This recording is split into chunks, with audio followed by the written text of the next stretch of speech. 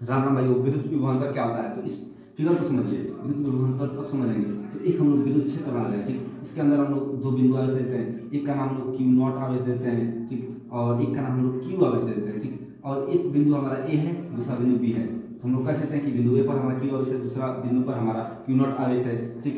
तो इस Q not आवेश को क्यू पर हमारा आने में कितना कार्य लग रहा है, उसी कार्य को हम लोग क्या कहते हैं? विद्युत विभवांतर कहते हैं, ठीक। इसमें जितना कार्य लग रहा है उसी को हम लोग कहते हैं, यानी कि जितना डब्ल्यू लग रहा है उसी को हम लोग कहते हैं विद्युत विभवांतर। अब आपको समझ में आ गया होगा, यदि नहीं आया फिर से देखिए। यहाँ पर एक विद्युत क्षेत्र है, ठीक है, हमारा एक विद्युत क्षेत्र है, ठीक, विद्युत क्षेत्र है। इस विद्युत क्षेत्र से क्षेत्र में एक हमारा परीक्षण आवेश क्यू नॉट है। इस क्यू नॉट को हम लोग परीक्षण आवेश भी कहते हैं। परीक्षण आवेश का मतलब होता है परीक्षण करके कुछ मान निकालना होता है, इसलिए हम परीक्षण आवेश लिखते हैं। तो परीक्षण आवेश को एक बिंदु से दूसरे बिंदु पर, यानी कि इस विद्युत क्षेत्र में किसी परीक्षण आवेश को एक बिंदु से दूसरे बिंदु पर जाने में कितना कार्य लग रहा है, उसी कार्य को हम लोग विद्युत विभवांतर कहते हैं। तो इसका डिफिनेशन आप बना ही लेंगे, कहेंगे कि किसी विद्युत क्षेत्र में किसी बिंदु आवेश, यानी कि किसी एकांक धन परीक्षण आवेश, यानी कि क्यू नॉट को एक बिंदु से दूसरे बिंदु पर जाने में कितना समय कितना कार्य लग रहा है, उसी को हम लोग क्या कहते हैं? विद्युत विभवांतर कहते हैं। इसका मतलब, इसका पहले सूत्र क्या होता है वो देते हैं।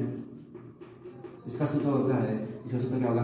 तो इसका सूत्र भी वही होगा भी, लेकिन इसमें कुछ एक्स्ट्रा होगा। तो यहाँ पर ए है और बी है, इसलिए हम ए और बी लिखेंगे, बी ए और बी बी, ठीक। बराबर क्या होगा?